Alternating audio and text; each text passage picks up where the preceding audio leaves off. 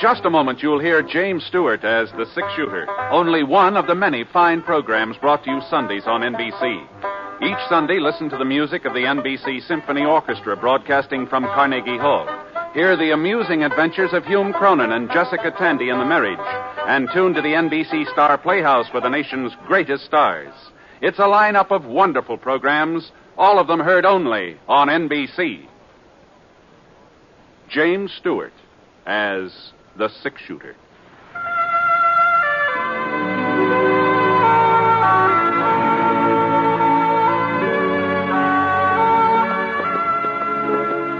The man in the saddle is angular and long-legged. His skin is sun-dyed brown. The gun in his holster is gray steel and rainbow mother of pearl, its handle unmarked. People call them both the six-shooter.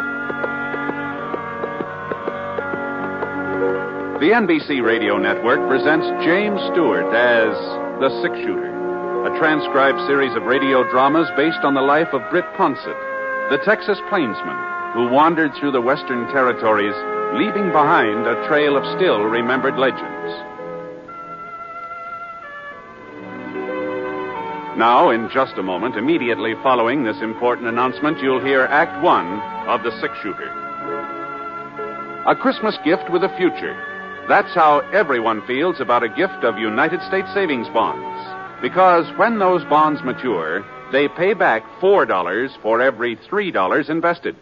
What's more, they can be held as long as 10 years beyond maturity and earn even further interest. Give a gift of United States savings bonds. Now, Act One of The Six-Shooter, starring James Stewart.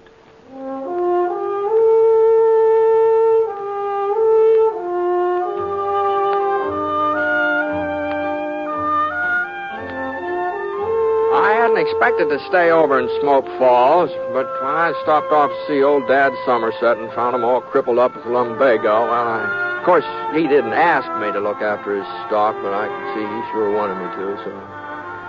Well, a couple of weeks later, he began feeling better, so I started thinking about moving on. It was nearly 5 o'clock in the afternoon that day. The sun just spilled over the top of Eagle Mountain when the buckboard pulled into the yard. Mr. Ponset? Oh, evening, ma'am. Mr. Ponset, I'm Grace Proudly. Oh, pleased to meet you, Miss Proudly. I've been meaning to come out and see how Mr. Somerset's been getting along, but I just never have a minute's free time. It's canning season, you know. Yes, ma'am. Well, Dad's feeling much better. If you'd like to talk to him, he's right in. No, just say that I asked for him. As a matter of fact, it's you I want to talk to, Mr. Ponset. Oh? You see, I'm president of the Ladies' Aid Society of Smoke Falls. Uh-huh. We're affiliated with the church and do lots of charity work, Christmas baskets and things like that, you know. All the best ladies in town are members, and we don't just take in everybody either. Well, Now, this is what I'm getting at, Mr. Ponset. Tonight's our box supper and square dance. It's an annual event. Mr. Simpling always loans us his barn for the occasion. I've spent the whole afternoon helping with the decorations. Now, Polly Sullivan, that's Wade Sullivan's wife, she's chairman of the decorating committee, but since I'm president, I felt it was my duty to give her a hand. That's what made me so late coming out here to ask you. To ask me? About attending the supper. Oh. Now, well, I'm not going to take no for an answer. Oh, but Miss Proudly... To tell you the truth, I've already told folks you were planning to come. Oh, but you shouldn't have done that. Now, after all, you're practically the first celebrity we've ever had in Smoke Falls. The auction starts at 7:30. You won't be late, will you, Mr. Ponset? Oh, but... And one more thing, would you mind wearing your gun? The men folks are especially interested in that. Get up, Sheba. Come on, someone. Oh, but, wait a minute, Miss Proudly. Say there, Miss Proudly. Oh, dear.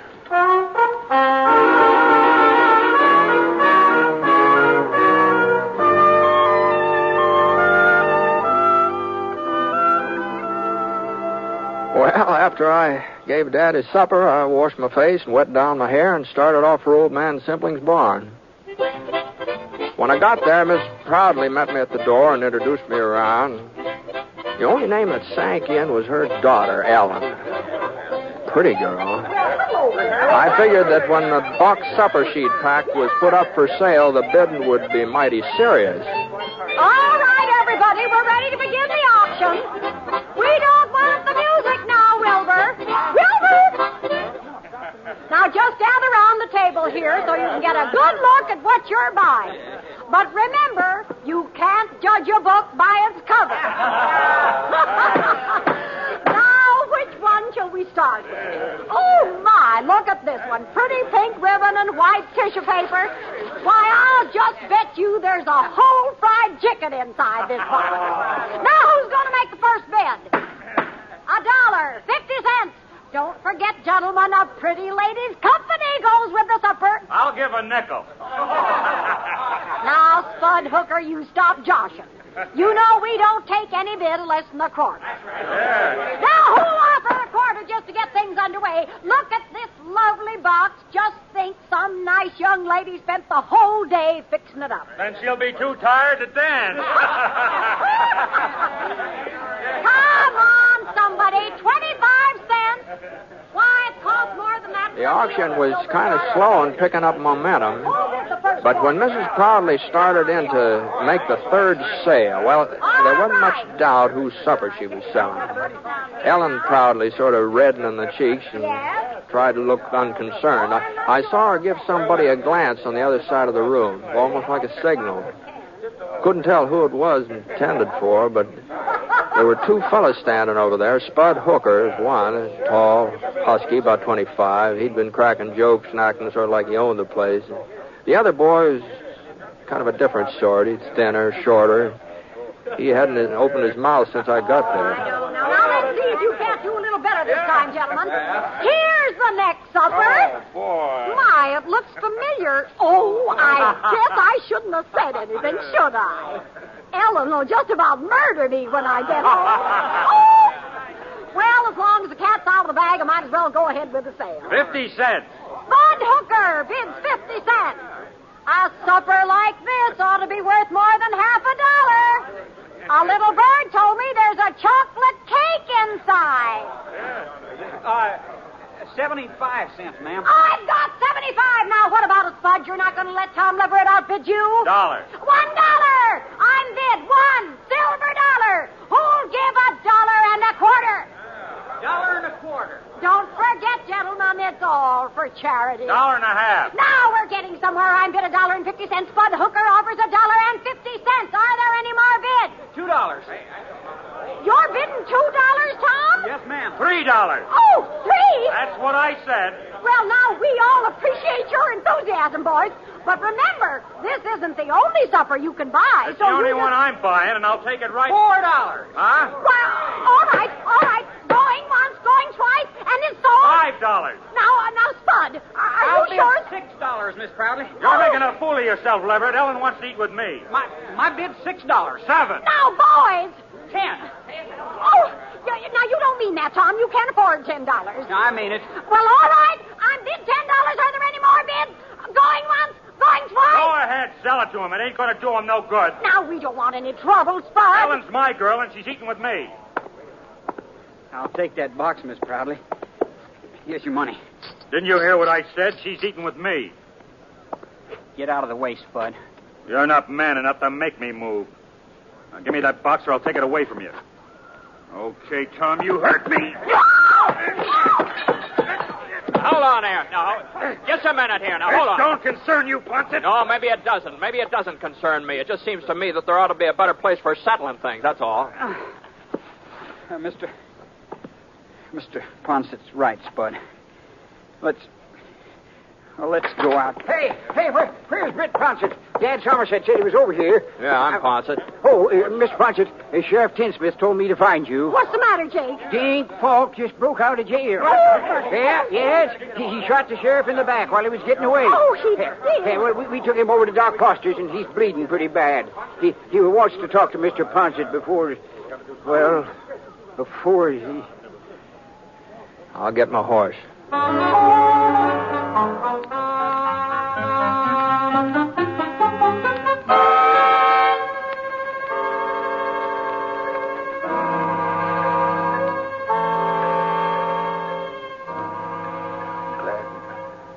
Glad you got here, Britt, before... Now, what are you talking about, Ray? You're going to be all right. The doc says you'll be back on your feet again inside of a week or so. Don't know what I was thinking of. I didn't think Falk got hold of my gun while I was serving his supper. Must be getting careless in my old age. Now, well, you're not the first man to have trouble with Falk. He had a pretty fancy reputation, from what I hear. Yeah, that's why I had to see you, Britt. My fault he got loose, and I don't want other folks to pay for my mistakes. Well, what do you mean? I know this town, Britt. I'll get a posse together and start after Falk. Well, that's... And they'll catch him, too. But going out in a crowd like that, he'll hear him coming. Falk's a wildcat killer, Britt. When he's cornered, he won't give up. Pick off 3 or 4 of the posse before they can close in. Well, not if they're careful. That's the trouble, though. Fellas here ain't cautious. They're bullheaded, but you'd know how to take him, Britt. No, I ain't saying it's your duty. You don't even live in Smoke Falls, but you could capture Falk without him having a chance to... No, I'm afraid you're giving me too much credit, Ray. If you want somebody to go along, any of the boys... Sure, I know that, I'd be mighty grateful, Brett. The folks here have been good to me.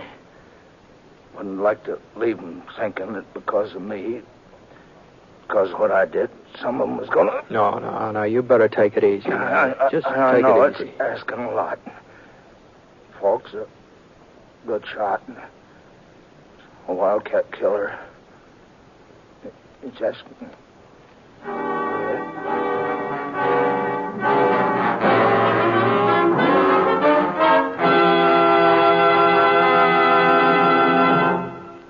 We'll return to James Stewart as the six-shooter in just a moment. Recently, the American Red Cross was called on for immediate and dramatic expansion of its part in the National Blood Program. Was asked to make available all the gamma globulin possible for the prevention of paralysis from polio. Experiments conducted over the past 2 years have demonstrated the effectiveness of this treatment. It takes approximately 1 pint of blood to make an average dose of gamma globulin as used for polio. And 1 injection protects a child for a period of 1 to 5 weeks. Therefore, there is a tremendous need for blood donations now, so that we may be able to do our utmost to safeguard our children during the epidemic period next summer. At the same time, there has been no let-up in the need for blood for use overseas and for the thousands of wounded men in our military hospitals who are still fighting for a chance to live. If you are an adult, call your local Red Cross chapter right away. Get an appointment to make a donation of your blood for the National Blood Program, which aims to supply the total blood needs of the country. Join the thousands of Americans who are rolling up their sleeves. Take pride in having helped save a life.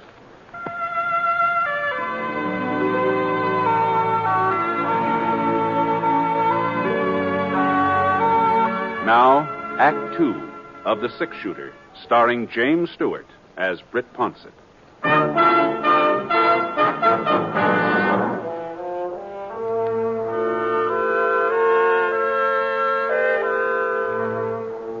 Sheriff Tinsmith had been right about the town foreman of posse. They hadn't lost any time. Spud Hooker was taking charge. I was kind of surprised to see that Tom Leverett was along. But I figured he and Hooker sort of joined forces for the time being. How is he, Ponset? Well, he passed out a few minutes ago.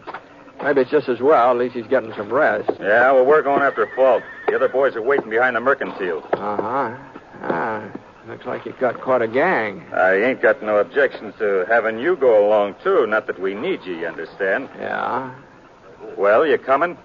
Well, I had a little talk with the sheriff just before he lost consciousness. He seemed to think that taking out a posse after Falk wasn't such a good idea. What's he want us to do? Let him go scot-free? No. Sheriff Tinsmith sort of suggested maybe 1 or 2 men would have a better chance of catching him. They can make faster time, maybe sneak up on Falk unaware. Oh, yeah? Yeah. Well, it's okay with me. You going to be one of the boys who goes after him, Ponset? Well, I hadn't exactly made up my mind. You better make it up faster. I'll take somebody else. Oh, I see. Well, in that case, Whoa, boy.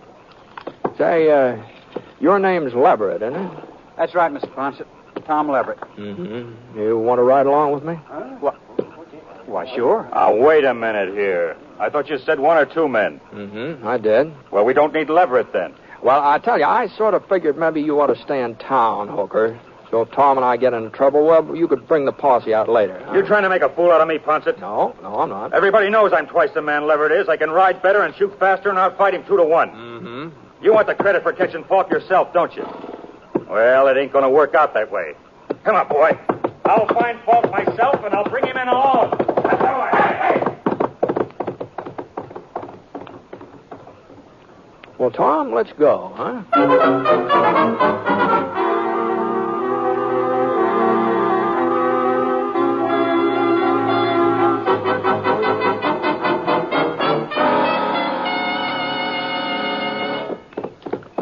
Falk's trail headed west, up toward Eagle Mountain. And the moon was out, sort of a half moon, but it gave us enough light so we could follow the hoof prints Falk's horse had left. Along about midnight, we spotted another trail, fresher. It couldn't have been more than a couple of minutes old.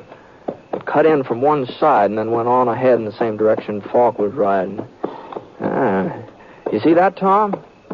Yeah. Looks like Spud Hooker took a shortcut. Yeah. You reckon he'll beat us to him? Oh, you never know. Never know. If he does, he might save us some grief, wouldn't he, huh? You're not anxious to tangle with Falk, are you, Mr. Ponset? No, I'm not anxious to tangle with anybody, Tom. But I thought, well, you brought in other outlaws before. Oh, some, not as many as folks think, but I've never enjoyed tangling with any of them. Why'd you pick me? Spud's right. He is twice the man I am. That's shooting, maybe, yeah.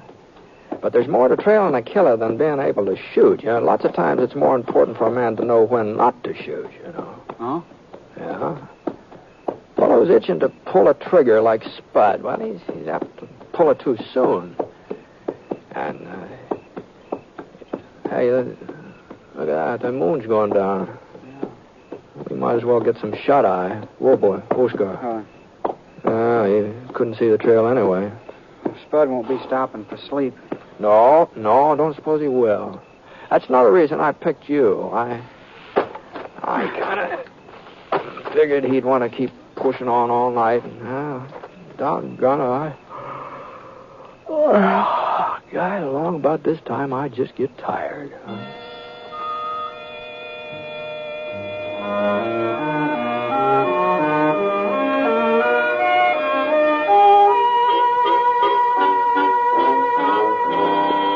As soon as the morning sun began gray in the sky, we started off again. Falk's trail was winding up the side of Eagle Mountain now. It was a pretty hard ride. Tom didn't complain, even though I could see he wasn't used to it. Every once in a while, he almost slid out of his saddle, but somehow he managed to hang on. About noon, we reached a little creek, and Falk's trail gave out. The other trail, the one we figured was Hooker's, it sort of milled around in all directions and then went off on a tangent. And we climbed out from our horses and got a drink of water. It tastes good, doesn't it? It sure does. You ever been out this way before, Tom? Oh, yeah. Not for the last couple of years, though. Any cabins around, place a man could hide out? Well, not that I remember. You think we're getting close to him? Well, he could have gone on, using the creek to cover his trail, but he'd have to stop pretty soon. Oh? Oh, yeah, a man can't keep riding forever, even Dink Falk. So far, we haven't seen any signs that he made camp, you see. That's so. Giant cave. Hmm? Well, he might be there, Britt. It's not more than a mile away, due south. Giant cave. Well, you've heard of it, ain't you? No, I don't think I have. Well, it'd be a perfect spot for a man to hole up. Nobody knows for certain just how far back into the mountain the cave really goes. Some scientific fellows tried to explore it last summer, but, well, their lanterns gave out before they come to the end. Well, it sounds like something we ought to see even if Falk isn't there. Come on, let's go and have a look.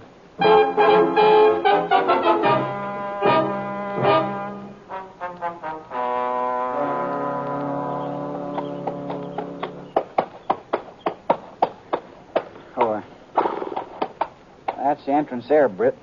Beside that slab of yellow rock. Uh-huh. I don't see any sign of Falk's trail. I guess he could have come up from the other side, though. Yeah, that's what he must have done. Huh? That pony over yonder. That clump of bushes grazing.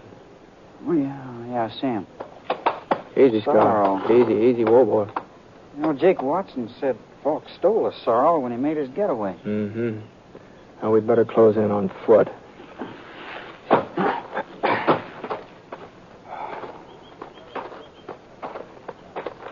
We tethered our horses on a couple of spruce saplings, moved into the cave entrance.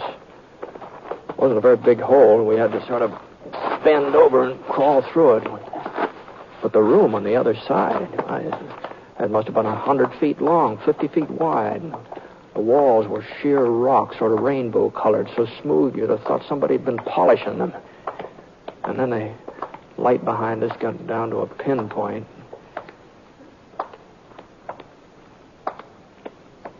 He wouldn't be hiding here in the dark, would he, Britt?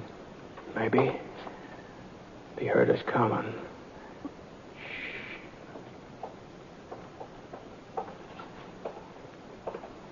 Somebody up ahead. Yeah. You got your gun ready? Uh-huh. Now, don't use it unless you're pretty sure of hitting something. We start shooting, it'll just help his aim. Okay. All right, now back up against the wall here behind you.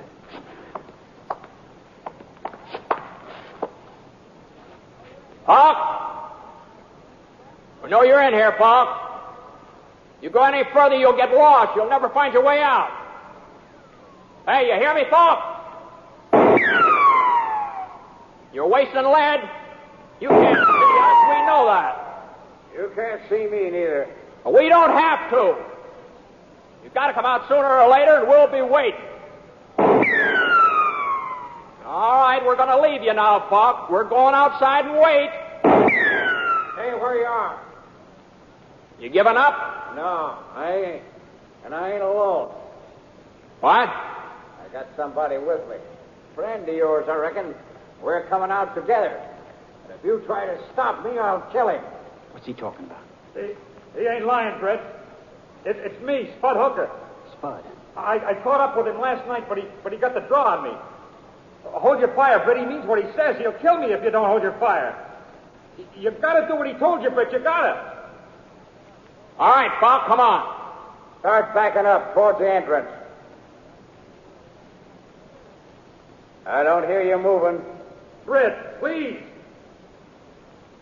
All right, let's go, Tom.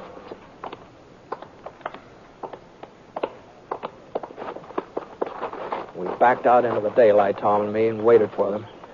About a minute later, Spud Hooker marched through the mouth of the cave, half scared to death. Dink Falk was right behind him, holding a .45 aimed at the small of Spud's back. I was pretty sure he wouldn't hesitate to pull the trigger either. Sheriff Tinsmith was right. He's just a wildcat killer. He had that stampede look in his eyes as he stood there blinking against the sun.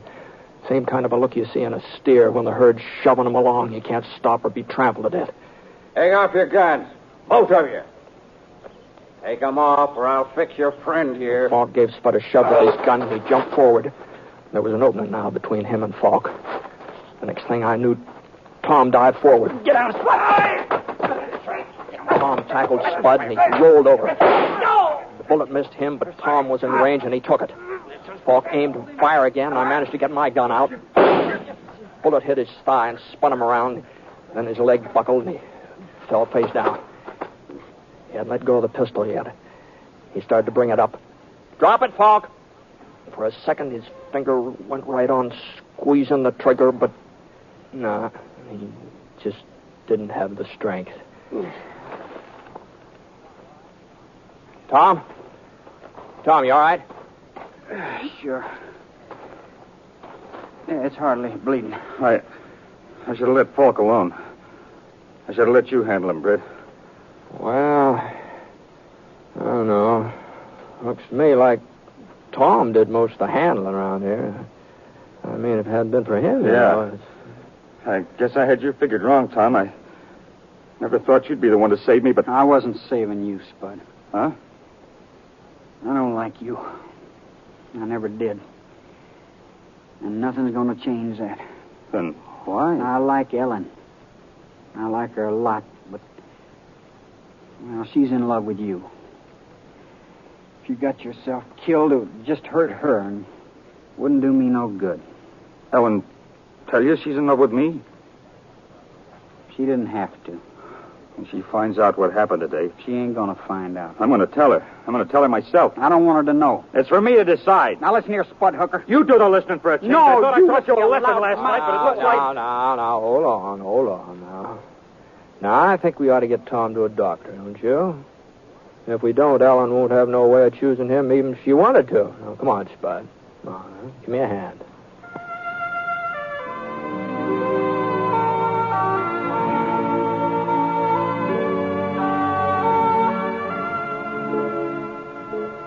Now, we tied Falk onto the back of his pony and started off for town.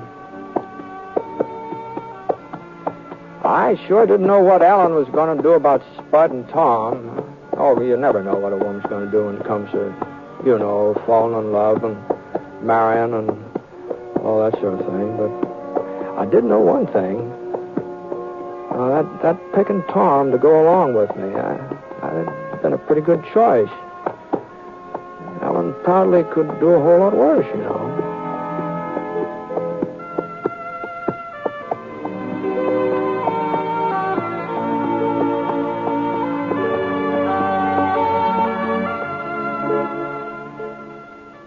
Ladies and gentlemen, the tradition of religious freedom and of religious worship in America goes back to the very founding of our country.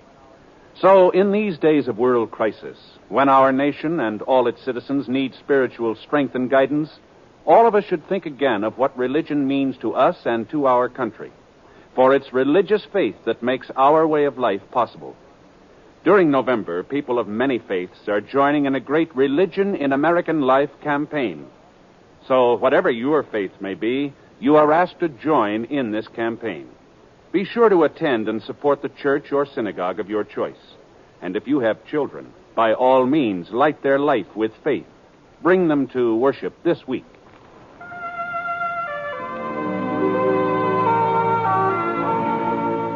The Six Shooter is an NBC Radio Network production in association with Review Productions. It is based on a character created by Frank Burt, and the transcribed story is written by him. Mr. Stewart may currently be seen in the Universal International picture Thunder Bay. Others in the cast were Jeanette Nolan, Frank Gerstle, Robert Griffin, Forrest Lewis, and Sam Edwards. Special music for this program was by Basil Adler, and the entire production is under the direction of Jack Johnstone. All characters and incidents were fictitious, and any resemblance to actual characters or incidents is purely coincidental. And incidentally, a great many of our friends have written in to thank us for putting the Six Shooter on the air. And a surprising number of letters have requested the name of the theme you are listening to right now, and where it might be obtained.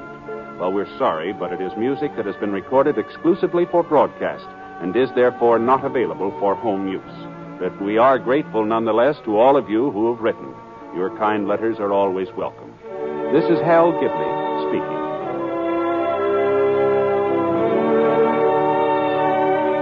Tonight, here's Celeste Holm in the NBC Star Playhouse on the NBC Radio Network. VintageRadioshows.com